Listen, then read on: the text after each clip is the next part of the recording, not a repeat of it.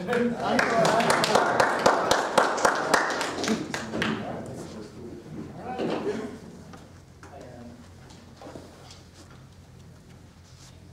think?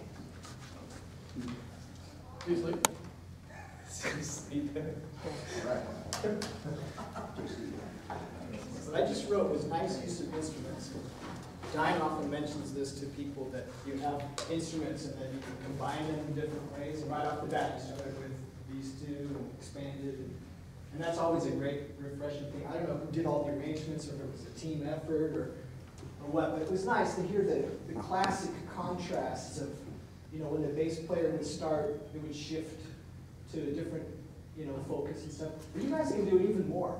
Like, I think, you could shift to a different cymbal when a different guy starts to play solo or something like that, or even go to brushes or hi-hat or something, So you can even take it further. Each of your rhythmic axes has different registral possibilities, right? So when you're comping behind a piano, you might try, changing the register around, go lower to give him more space or something like that, things like that. When you're comping behind the guitar, maybe you go higher to get out of his register or whatever it is, things like that. Or lay out, maybe, as a new contrast. So you guys are on the right track with that. I don't want to say that it was wrong in any way. You can do a lot more even, I think. And it would be even more musical, because it was already pretty darn musical. I really liked the programming, the nostalgia. You gave you a chance to do something different pretty much all the way around. And then you gave us something kind of straight ahead with the bossa thing. And then at the end, you tackle a hard-ass thing. I mean, that's really hard. Prince of Darkness. Anyway, in shorter tune, it's going to be hard. It's a given, right? Because they appear to be simple, but they are profound things. He gives us little nuggets of wisdom in each tune that are really profound. And I have a good story about Wayne, because I was lucky enough to know a guy that got to tour with him and play with him, a bass player named Gary Willis. And when Wayne passed out a tune, the solo section wouldn't be, play the A section, play G minor 7. It wouldn't be that. It would say on the chart, accompany me on a walk through the forest. Right? So people have different ways of conveying what it is that they want. Anthony Braxton is notorious for having written pieces that would be 3 geometric figures with a couple of lines connecting them. He'd pass it out to a big band, and he'd go, ready? 1, 2, and the big band would have to realize a piece that was 3 circles, 2 triangles, and a line. Right? Where do you even begin with something like that? Where would you begin if someone said, accompany me on a walk through the forest? So Wayne's pieces are like that. Prince of Darkness is kind of like, accompany me on a walk through some dark place, some struggle, something about the Prince of Darkness. I didn't get Prince of Darkness from your performance, but I'm not necessarily looking for Prince of Darkness. But this is an idea you can put in your head. What was Wayne trying to say? What are we trying to say? I know it's kind of like an up, modal up bebop kind of thing, but that's not really saying anything. That's just sort of a category that we put it in. So when you get to that level of finesse, you might start to say, well, what does this mean to me? How did Wayne's chords and melody, what's he trying to do here? And I think you're a long way on the way with the way you're using the arrangements to make something happen. So let me talk about a couple of specifics.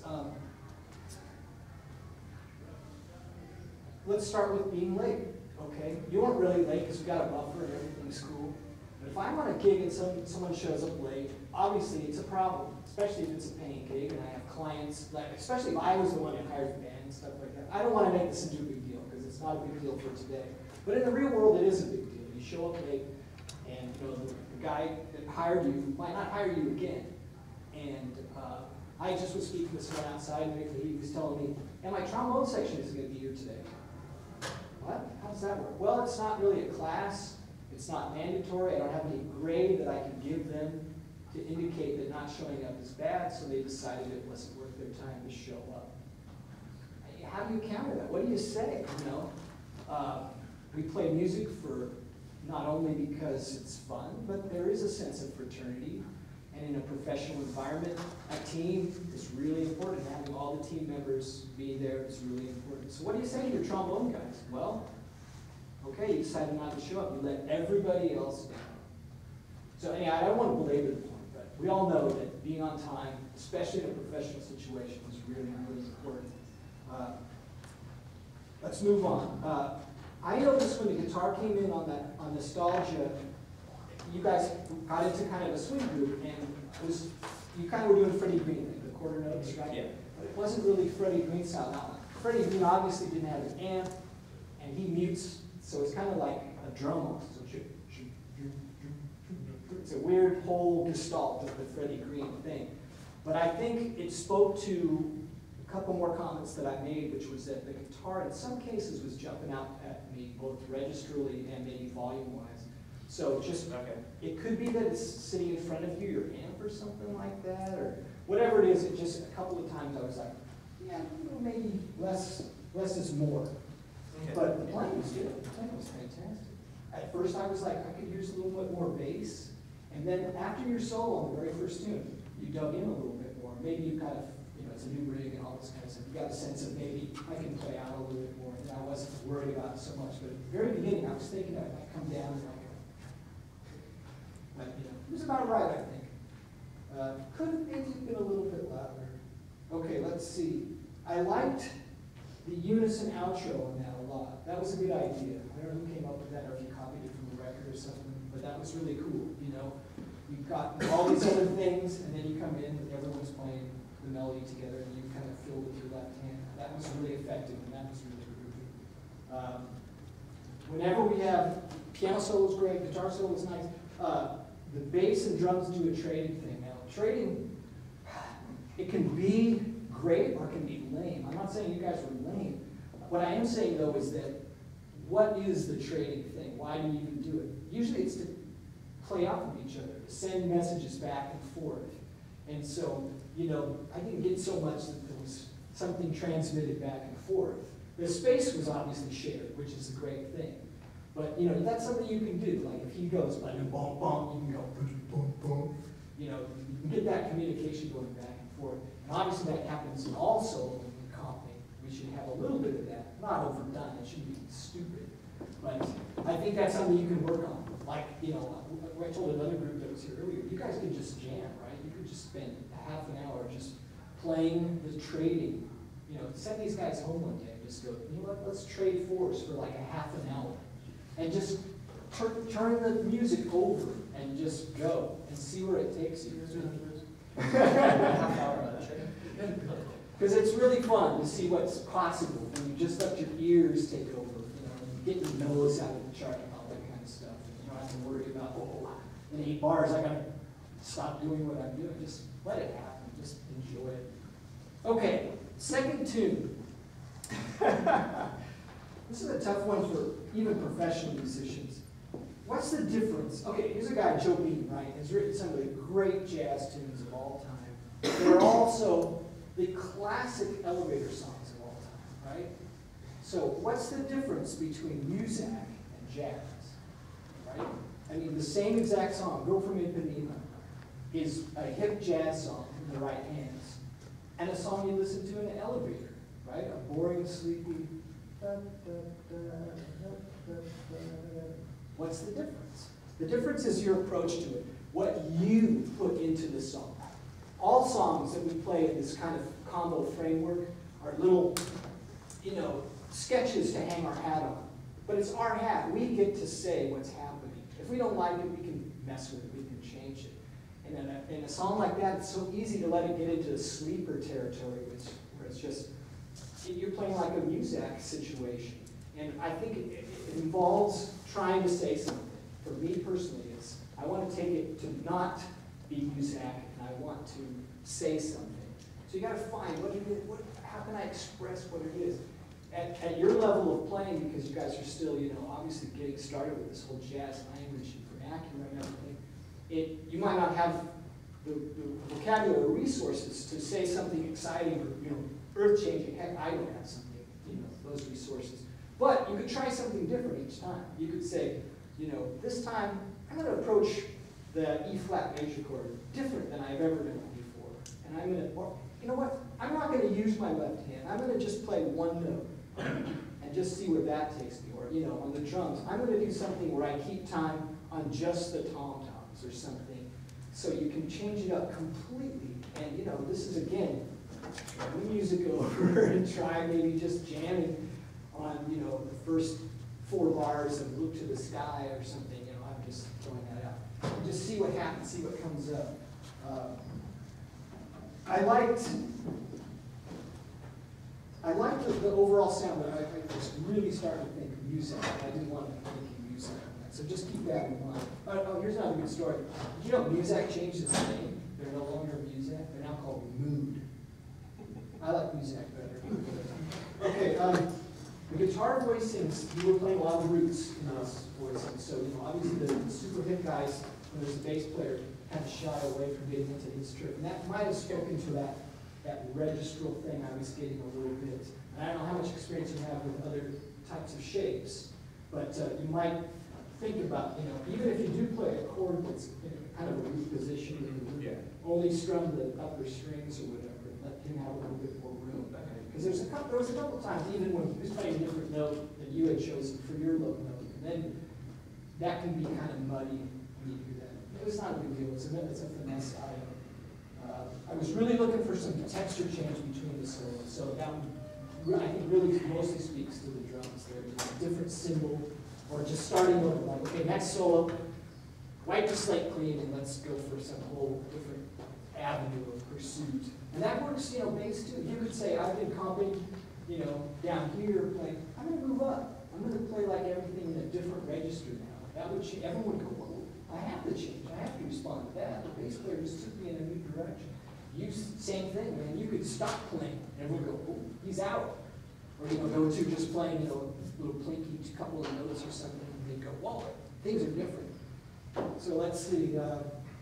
The end of tune, something happened there, like the last couple of chords. How was that tune end? Oh yeah, that little tag thing. When I play this tune, I always think of that tag as almost like a separate tune. You know, a lot of times outros are like that. You've got all this thing that's going on, and you get to this little thing at the end, and it's completely different. It's stitched on, and it usually, like in the case of Joe Beam, those things are wonderful. They can be whole other adventures on their own. But, so it's kind of like you get to the end of the phrase, and just like a singer would, you take a breath, and then you begin the next thing, and you sum up, or, you know, it's like an appendix or something. It's a little extra bit of information. So maybe think about that. Think about if there was a singer singing or a trumpet player trumpet, how he would take a breath, a literal breath. And you could take a kind of musical breath and then start the little outro, and then, you know, either end the song in that case, or if it's going back around, then you swing back around and do it again. The piano solo, the way it ended, you went back to the melody, right? So a finesse item there would be you're soloing, but the melody is still a solo too, right? It's just, you know, playing the melody now. So you could kind of either start the solo to be more melodic, or have it really capitulate and, you know, yield from some other completely different place to the melodic. You know, a transition would have been nice there. It kind of seemed like you got to the end of your solo, and then it's like, okay, now I got to play the melody. But you could think about that transition, like, how do I really make that musical and get me back? And it would have helped, of course, if everybody was like, we are ending the solo section now and making some kind of shift in some way to the new feel of having the melody happen. And you might explore, you know, because it's such a classic pairing, the piano melody with the guitar melody. So it's another thing you guys can do that in unison. Or, you know, you could play it harmonized or something, and he plays it the melody in unison with you. You have to practice to get your phrasing together. But I don't know if you've done that. Great sounds. Beautiful, beautiful, great sound. Nat King Cole kind of just turned that sound into this, you know, ultra sexy thing that it made his career, really, I think. Prince of Dark. Oh, and the double ending. I was kind of scratching my head on that. I like it. The thing about live performance is sometimes when the audience is done with the song, and you give them a little extra, they're like, huh, you know, do I clap now? Do I wait? So, you know, musically it might have been neat, but I don't know if it's necessarily totally effective. Some of the best double endings are when it's an unexpected different direction, or maybe it serves as the transition to the next tune. But one where it's, we've ended, and then we have a little second statement to make. It's got to be an important statement. So think about that. It was close, but Dyne might have a better comment on that than me. I was just kind of going, I wasn't sure what to offer there, except that maybe sometimes the double ending is Yeah, just felt separated. I think there just needs to be a little forward momentum going into it, so people know not to. Yeah, right. The cloud. I think it's next. That's cool. Let's see, I'll finish up so Dyne can get some stuff in here, because he always has the good stuff. Prince of Darkness, hard ass tune.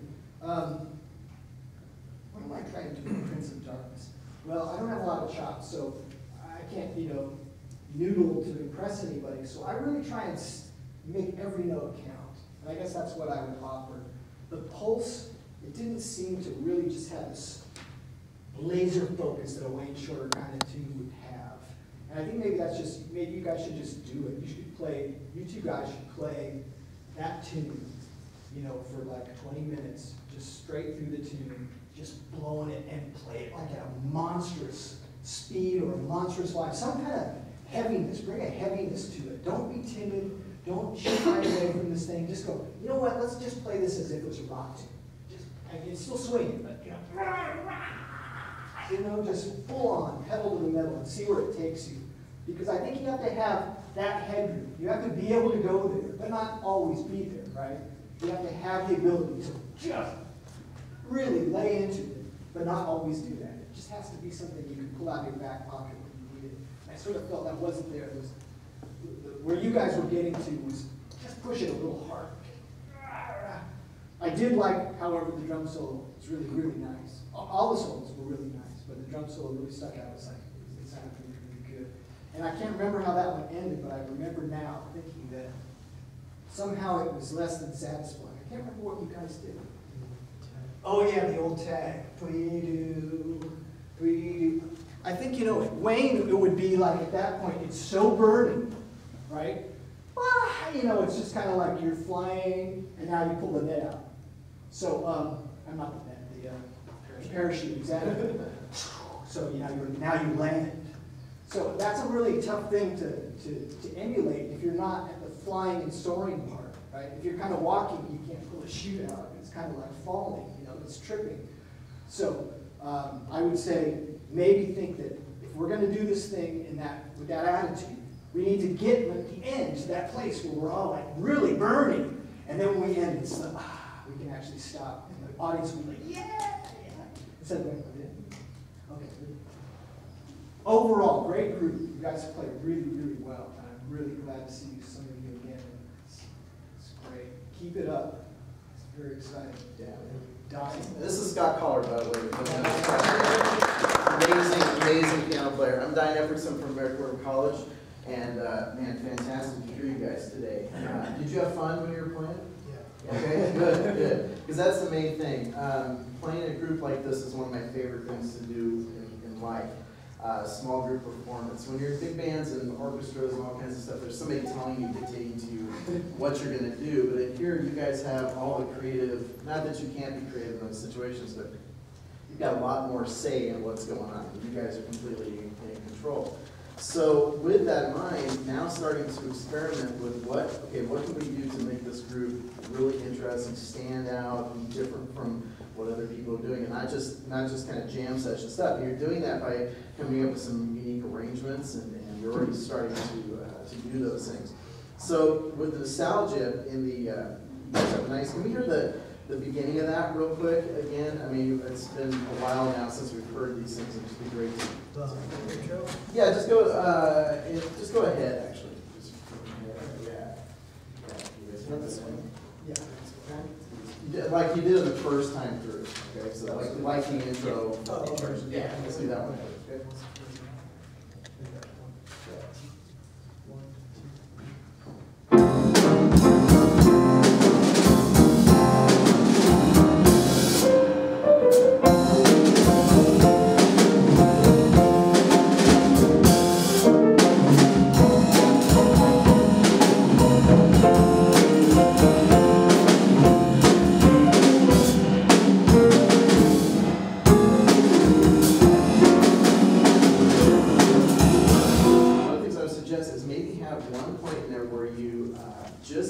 miss the swing part that's going to come up. Everything is really kind of pointillistic and quick. Maybe just having one point where it goes deep, beep, boo, tap, pop, and then back to the more kind of pointillistic type of thing might be cool, because that looks forward to what's going to happen. You know, eventually you guys kind of get into that mode.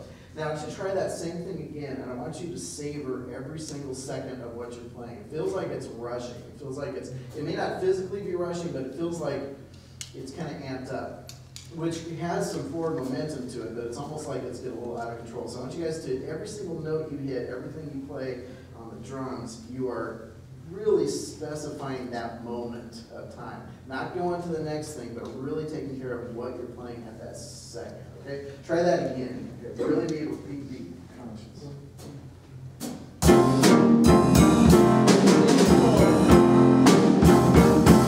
Cleaned it up, right?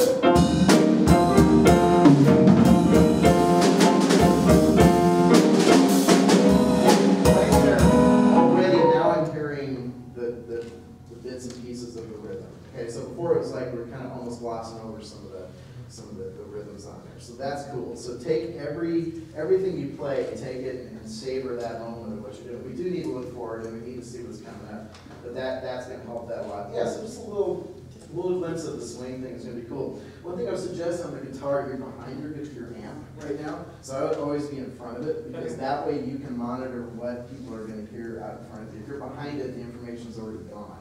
That's one of the advantages of being a bass player, or when I play trombone, it's gone. I can't always tell where I'm going to pick sometimes, but with this, you can. And so have it a little bit behind you, maybe even back behind where the bass player can kind of hear what's going on. That'll help that immensely. Let's see, that's cool. What else was it? Yeah, so just about a little rush. Look for the sky. It was cool. It just needs a little more energy. You know, I think what Scott was saying is exactly right. It just needs a little bit of fire. Can we hear just a little bit of that one also? Go from wherever you want. I really don't care. So, yeah. Go ahead. Yeah. 1, 2, 1, 2, 3.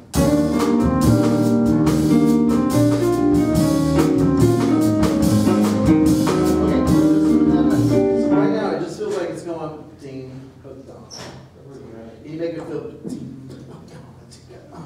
like it's going someplace. You're driving that car down the road. Okay, it's not stopping and going and stopping and going, but it's actually moving forward. Okay, let's try it again. 2, 1, 2, forward.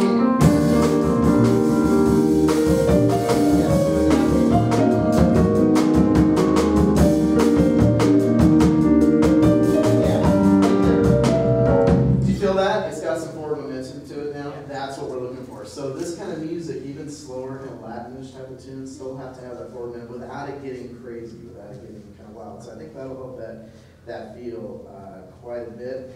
When you have the guitar and piano coming together and comping, there's all sorts of different trios and duos, and we've got the quartet, but there's all sorts of things that we can do within that. People sitting out, so maybe while the piano's playing, maybe the guitar just sits out. We lose that for a minute, which helps the texture. When the guitar's playing, maybe piano's out for a little while. So think about what kind of duo situations can we get into, and how can we change the colors? Because there's a lot of color in here, but when it's all four of you all the time, then it kind of becomes one color all the time. So see how you can make a little difference with that. Prince of Darkness, can I hear that a little bit also, just so we can kind of see what's going on? I want to talk about the drum just a little bit. Yeah, so let's do that. Wherever you guys want to start it. Yeah. 1, 2, 3, go.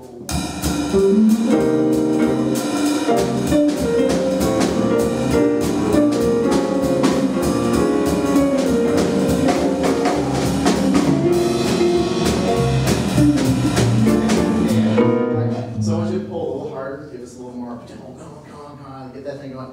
The drums, I think one of the things that drummers get into is the constant, just one, I'm trying to but we get this constantly, and if you listen to drummers, they don't always play that in jazz. It's more that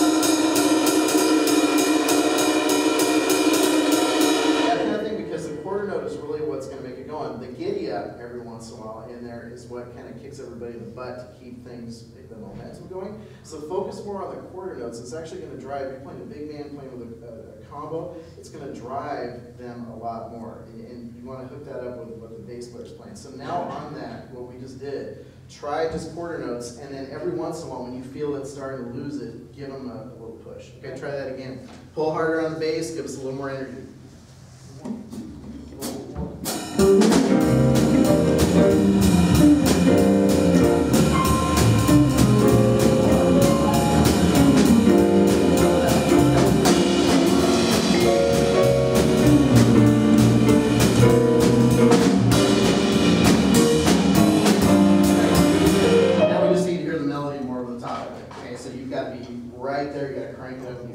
By focusing on the ride, moving it to quarters, it made it more subtle, and it also made it better, I think. Yeah, totally. It took away a lot of the extraneous stuff that wasn't contributing. It was really good. But what we learned in jazz, first thing we learned is ting, ting, ting, ting, ting. And, you know, that absolutely is the feel of jazz. But the quarter note is really where the feeling is. Okay, good. So let's have that sailing over the top, and you guys I play with you. Here we go. 1, 2, 1.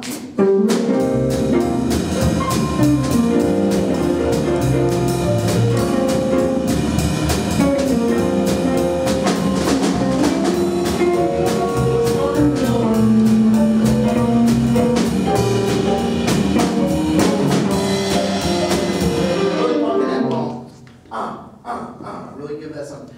On your fills, sometimes they start, drummers, a lot of times will start fills too early, and it starts to distract rather than what a fill is supposed to do is moving on to the next section, rather than being a part of the last section. So you might want to wait a little bit further, 1, 2, 3, 4, rather than starting maybe on 2, and then it becomes like, okay, we're focusing on that now. So maybe some it's less of the focus and more of the moving everything on to the next section. But that feel different when you guys were just playing that?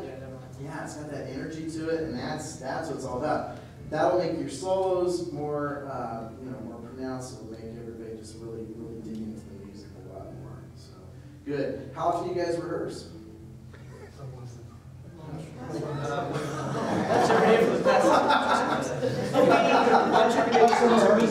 Really, right on. That's fabulous. Yeah. So keep going, and that's passion. The fact you guys are putting this together that's the beauty of music. So maybe it's not something you can grade for and that kind of stuff, but it's this is what it's all about. This is where really your jazz learning is going to happen by just trial and error. So be adventurous, like we were saying. Be adventurous. Try new things. Listen. Do you guys listen together to music, to jazz? Yeah, I do.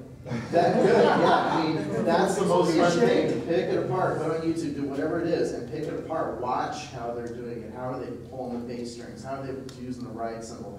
Now you guys have so much more visual stuff than Scott and I have when we were growing up. It was all, you really didn't see people play unless you saw it live. But with YouTube and all that, you can imitate. You can visually imitate what's going on. So great job, guys.